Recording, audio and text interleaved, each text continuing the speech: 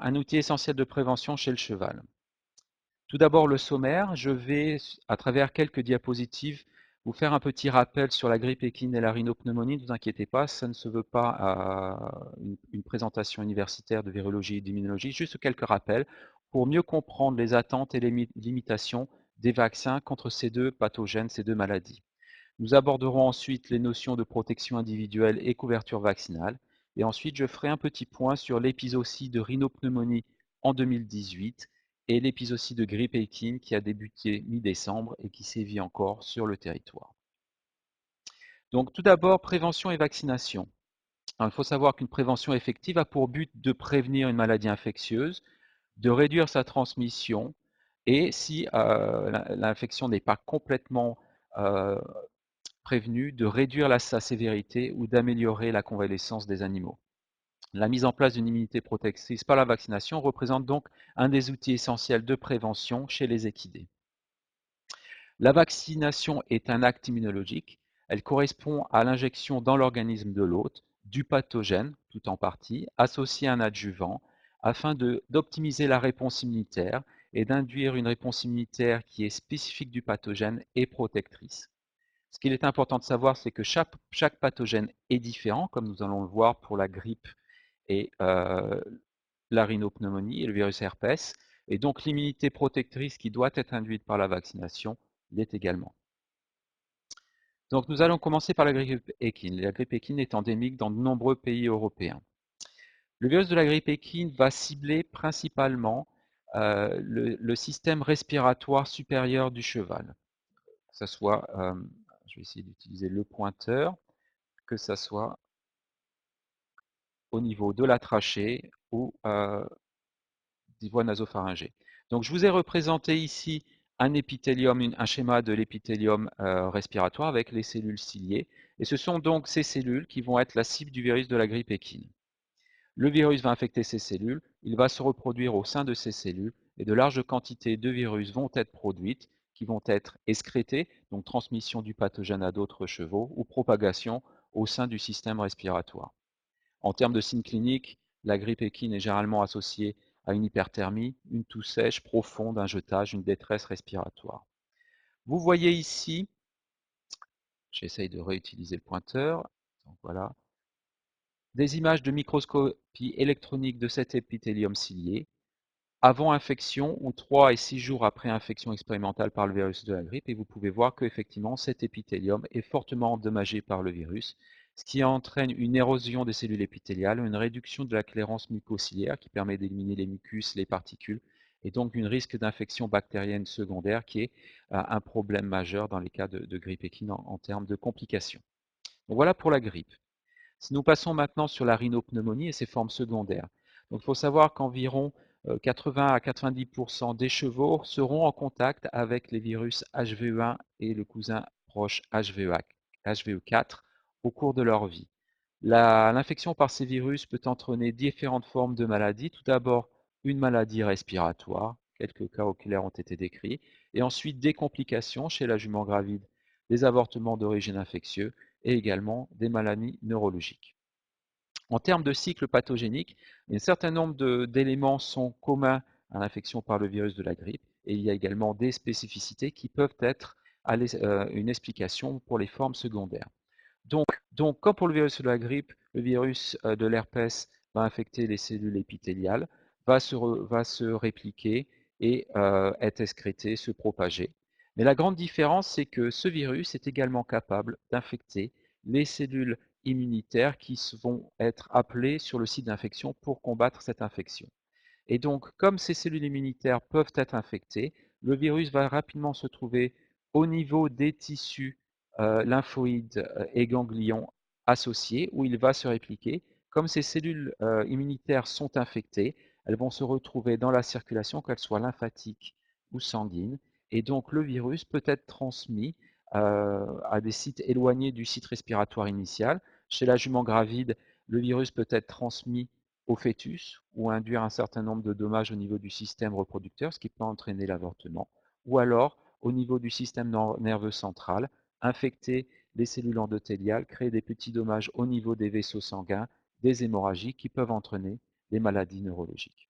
Donc voilà les grands cycles pathogéniques de ces deux pathogènes majeurs pour le cheval. Également, le virus herpès a la capacité, comme de nombreuses espèces, d'établir une infection latente et donc d'être réactivé de temps à autre par des mécanismes qui sont encore peu compris mais qui généralement relèvent du stress chez le cheval. Donc, si on revient un peu sur les réponses immunitaires qui doivent être mises en place par la vaccination pour protéger contre ces pathogènes, nous avons en gros deux grandes parties. Cette partie supérieure qui est commune au virus de la grippe et au virus herpès, et cette partie inférieure qui est plus spécifique au virus herpès et qui est liée aux formes secondaires de la maladie, avortement et maladies neurologiques. Donc, au niveau de la partie supérieure, la stimulation d'anticorps neutralisants va permettre de neutraliser le virus sous sa forme libre et donc de prévenir l'infection par ces virus. Vous avez également des anticorps fixant le complément qui vont, eux, reconnaître les cellules qui sont infectées. Ces cellules infectées sont en gros des usines à virus et donc la destruction de ces cellules par les anticorps fixant le complément vont permettre de réduire la production de virus qui peut être ensuite transmis à d'autres animaux. Et vous avez ensuite les réponses à médiation cellulaire qui sont, elles, spécialisées dans la reconnaissance de ces cellules infectées et qui donc sont vraiment importantes dans le cas des herpès viroses pour identifier les cellules lymphocytaires qui sont infectées, qui peuvent être disséminées dans le cheval et induire ces formes secondaires de la maladie. Si maintenant on associe ces réponses immunitaires aux vaccins qui leur sont propres, on voit que les vaccins grippe et rhino sont bons au niveau des anticorps neutralisants. Ils vont donc pouvoir interagir au niveau de cette infection respiratoire. En ce qui concerne les vaccins rhino, il y a des améliorations qui sont nécessaires pour que les vaccins contre la rhinopneumonie soient plus efficaces contre ces formes secondaires. Donc voilà, en 2 ou 3 diapos, une synthèse assez simplifiée des cycles viraux de ces deux pathogènes, qui est important pour comprendre ensuite les attentes et les limitations des vaccins. Donc, en termes d'attentes et limitations, si on prend les attentes, les vaccins contre la grippe équine et les vaccins contre la rhinopneumonie ont une obligation d'induire peu ou pas d'effets secondaires. C'est-à-dire qu'ils ne doivent pas rendre l'animal malade quand ces vaccins sont injectés. Ils doivent réduire de manière significative les signes cliniques de la maladie, donc les formes respiratoires dans le cas de la grippe et la rhinopneumonie. Ils doivent également réduire de manière significative la transmission de la maladie, c'est-à-dire réduire les quantités de pathogènes qu'un animal infecté vacciné va produire et donc réduire la transmission à d'autres animaux. Dans le cas des vaccins contre la rhinopneumonie, il y a également une attente pour réduire les cas d'avortement infectieux. Donc, ce sont les attentes principales pour ces deux vaccins. En termes de limitation, le vaccin de la grippe, il n'y a pas d'immunité stérilisante et il y a une nécessité de mettre à jour ces vaccins de temps à autre quand le besoin s'en fait sentir. Pour la rhinopneumonie, en termes de limitation, il n'y a aucun vaccin à l'heure actuelle qui a une protection démontrée contre les formes neurologiques et ces vaccins ne peuvent prévenir l'établissement de la latence ou la réactivation du virus latent. Quelques points importants à rappeler par rapport à la vaccination, et on va prendre ici le cas de la vaccination contre la grippe équine comme exemple. C'est que la protection vaccinale va dépendre principalement du respect des recommandations d'immunisation qui lui sont propres. Euh, Si l'on prend le cas de la vaccination contre la grippe équine, je vous ai présenté ici la cinétique des anticorps protecteurs, c'est-à-dire cette réponse immunitaire nécessaire pour empêcher l'infection par le virus de la grippe équine. Si l'on prend un cheval ou un poulain qui n'a jamais été vacciné, qui n'a jamais été en contact avec le pathogène, il n'a donc aucune réponse immunitaire spécifique contre la grippe. Après la première immunisation, la première injection, V1, il va monter une petite réponse qui est généralement faible et de courte durée. Et il faut vraiment une seconde immunisation, 4 à 6 semaines, 4-6 semaines après V1, pour commencer à obtenir des taux d'anticorps qui sont protecteurs et qui vont permettre d'induire une protection.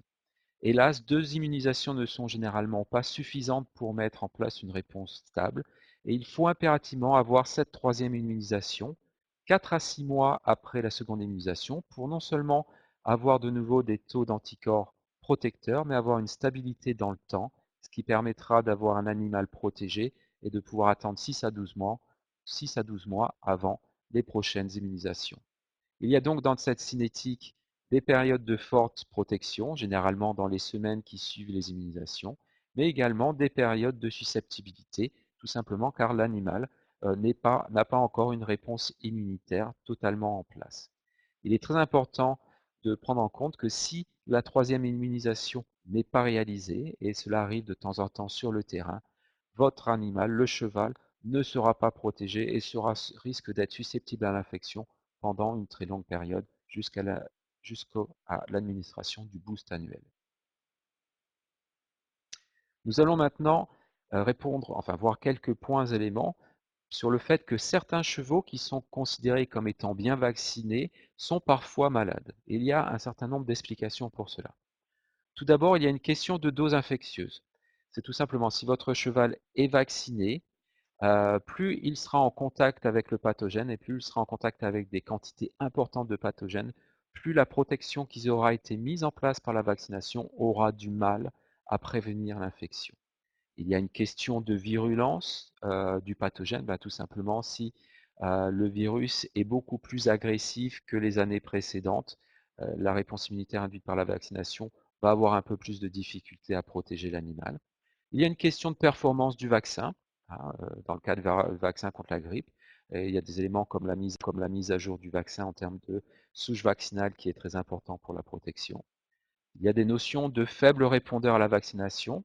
Alors ça peut être d'origine circonstancielle, un problème de l'eau, un problème de conservation du vaccin. Donc l'animal, bien que vacciné, va avoir du mal à monter une réponse immunitaire protectrice optimale. Ou bien il y a des notions d'individualité, et ça peut être le background génétique du cheval qui ne favorise pas une bonne réponse. On estime qu'environ 5% des équidés ont peut-être un background génétique qui ne prédispose pas à avoir une très bonne réponse après vaccination. Il y a également des questions de susceptibilité accrue aux pathogènes qui peuvent également être liées à ces notions de background génétique. C'est donc pour renforcer la protection au niveau individuel, la vaccination se doit donc d'être collective, et c'est là où nous arrivons dans les notions de couverture vaccinale. La couverture vaccinale se repose principalement sur cette capacité que les vaccins ont à réduire l'excrétion virale, c'est-à-dire la réduction de la durée et de la quantité du virus qui va être produit par un animal vacciné.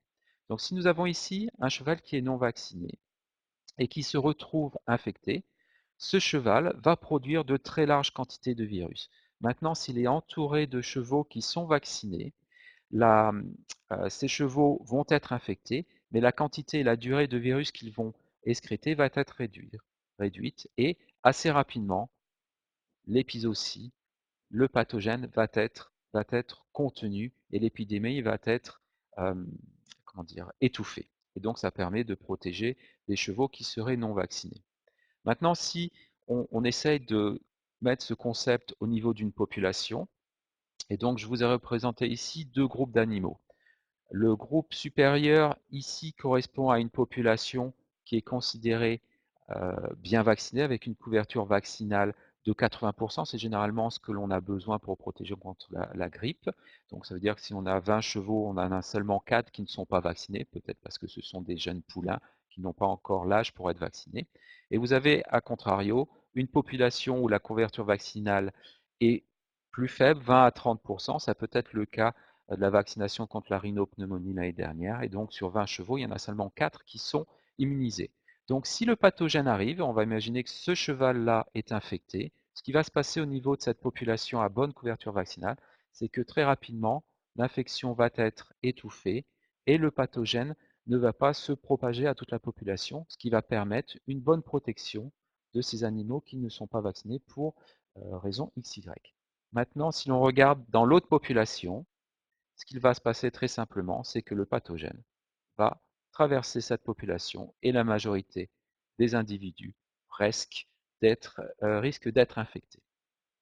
Voilà une explication simplifiée de la notion de couverture vaccinale et de l'importance d'avoir des effectifs bien vaccinés, pas juste le cheval qui part au concours, mais également les autres animaux qui peuvent être sur site ou autour.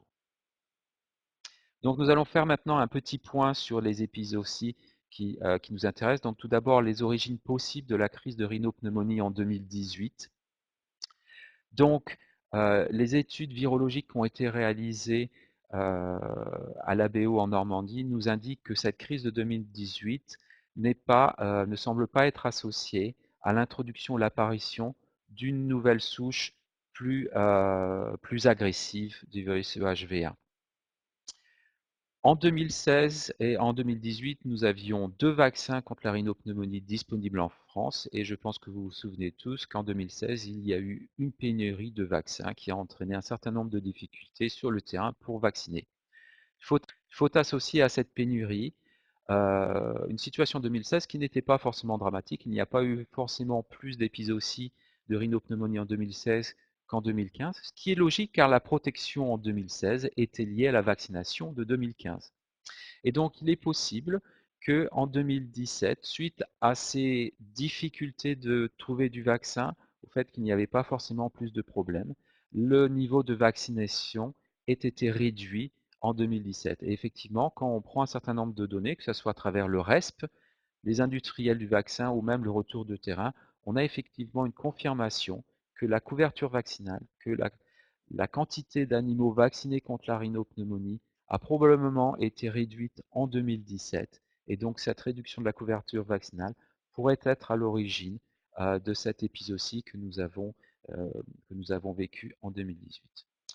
Bien sûr, ce sont toujours des hypothèses de travail et nous travaillons toujours pour essayer d'avoir une meilleure compréhension de cette crise. Nous allons maintenant passer à la crise de grippe équine qui nous intéresse. Donc tout d'abord pour cette notion de couverture vaccinale, ce que je souhaite vous présenter ici très rapidement, c'est les résultats d'une étude séro-épidémiologique réalisée sur 3000 échantillons de sérum et qui nous permettent d'avoir une bonne mesure du taux de vaccination en France contre la grippe équine. Les résultats de cette étude qui ont été effectués fin 2017-2018 nous indiquent que nous avons entre 80 et 90% des chevaux qui ont une réponse immunitaire spécifique pour la grippe équine, suffisante pour induire une bonne protection. Donc vraiment, très peu d'animaux qui ne sont pas immunisés et vaccinés. Nous savons par les études bibliographiques précédentes que ce taux de couverture vaccinale doit être suffisant pour induire une bonne protection de la population. Et c'est sûrement grâce à cette bonne couverture vaccinale que nous n'avons pas eu d'observation clinique ou sérologique de grippe équine en France entre 2015 et 2018. C'est très important. Nous n'avons donc pas eu de grippe entre 2015 et le début décembre 2018. En opposition, il y a eu de la grippe équine de manière régulière chez nos pays, chez nos voisins européens, où généralement cette couverture vaccinale est moins importante. Donc une situation l'année dernière qui aurait dû être avantageuse et donc effectivement pas de grippe pendant 3 ans. Hélas, depuis mi-décembre, nous subissons une épizootie relativement importante. Je vous ai présenté ici un arbre phylogénétique qui permet de suivre l'évolution du virus de la grippe depuis son identification, de la grippe équine depuis son identification en 1963 jusqu'à nos jours. Ce qui doit être retenu, ce sont ces deux groupes, les groupes bleus et rouges. Les groupes bleus correspondent à une famille du virus de la grippe équine qui circule en Europe depuis une quinzaine d'années. Le groupe rouge correspond à une famille de virus de la grippe équine qui circule en Amérique du Nord et en Amérique du Sud, par exemple, depuis une quinzaine d'années également, et que l'on retrouve très très rarement en Europe. Par rapport à cette crise actuelle de grippe équine, ce que l'on a obtenu comme information, par exemple, à l'ABO, au cours des trois dernières semaines, c'est que cette crise 2018-2019 est induite par une souche Florida clade 1, c'est-à-dire ce type de virus qui d'habitude est plutôt sévit plutôt au niveau de l'Amérique du Nord et de l'Amérique du Sud. Donc c'est une incursion qui généralement, c'est une incursion assez nouvelle. Il y a un nombre important de pays européens qui sont affectés depuis mi-décembre, l'Allemagne, la Belgique, France, Irlande, Pays-Bas, Royaume-Uni, Suède, pour en citer que quelques-uns. Et ce sont généralement les pays où la surveillance est active. Il y a probablement d'autres pays où il y a de la grippe. Également, une spécificité de cette épizootie par rapport à d'autres, c'est qu'elle affecte des chevaux non vaccinés, mais également vaccinés. C'est quelque chose de relativement nouveau. Par contre, Il est important de noter que les chevaux vaccinés qui semblent être infectés par le virus de la grippe depuis mi-décembre ont quand même un développement clinique beaucoup plus réduit. Les signes cliniques sont transitoires et sont généralement beaucoup moins sévères que ce que l'on peut observer chez de chevaux non vaccinés. Donc, effectivement, un certain nombre de chevaux vaccinés semblent être infectés depuis mi-décembre, mais leur protection est plus importante. Toutes ces informations et d'autres vont être discutées au mois d'avril à Paris par le groupe d'experts de l'OIE, c'est l'équivalent de l'OMS pour la santé animale, le groupe d'experts auquel fait partie les scientifiques de l'ABO. Et ces informations vont nous permettre de comprendre un peu mieux ce qu'il se passe en termes de grippe équine depuis maintenant un mois. Peut-être pour, juste avant de finir, une petite explication sur ces notions d'évolution virale. Je souhaite ici juste vous montrer deux types de virus de la grippe. Un virus rouge qui est contenu dans les vaccins et cette souche terrain qui est à l'origine des épizooties. Donc quand la souche terrain est parfaitement identique aux souches vaccinales, la réponse immunitaire reconnaît parfaitement le virus, son neutralisation et une très bonne protection. Le problème qui se passe, c'est que la mise à jour des vaccins chez le cheval contre la grippe équine va mettre du temps, va mettre plusieurs années, et pendant ces années, le virus de la grippe va évoluer, va accumuler un certain nombre de mutations. Et donc, au fur et à mesure des années, ce qui risque de se passer, c'est que pour une souche vaccinale qui est restée la même, le virus à l'origine des épizooties ou qui circule a accumulé suffisamment de mutations pour que la réponse immunitaire qui a été induite par la souche vaccinale ne puisse plus reconnaître cette souche circulante et donc avoir une mauvaise protection et de l'infection chez des animaux vaccinés. C'est pour ça qu'il est très important d'avoir une surveillance sur le terrain des cas d'épizootie, des cas de grippe équine. Il est très important de pouvoir avoir les échantillons pour pouvoir isoler ces virus et donc avoir tous les éléments pour mieux comprendre les origines de ces crises et donc pouvoir informer les industriels du vaccin s'ils doivent mettre à jour ou pas leur vaccin. Donc, pour conclure, ce qu'il faut retenir, c'est que la vaccination est un outil de prévention incontournable, que ce soit au niveau individuel, elle permet d'éviter l'infection ou de réduire la sévérité de la maladie, mais également au niveau de la population, car elle permet de réduire la transmission du pathogène à d'autres animaux. La notion de couverture vaccinale est donc très importante. Par contre, vous avez vu, les pathogènes sont différents les uns des autres. Les vaccins ont encore des limitations et leurs améliorations représentent encore des objectifs et des challenges pour la recherche en santé équine pour probablement plusieurs décennies. Toutefois, la vaccination reste à ce jour un des piliers majeurs des stratégies de prévention, avec la surveillance et les mesures de biosécurité. S'il y a un seul mot à retenir, ce serait vacciner, s'il vous plaît. Donc voici la fin de cette présentation et je vais maintenant répondre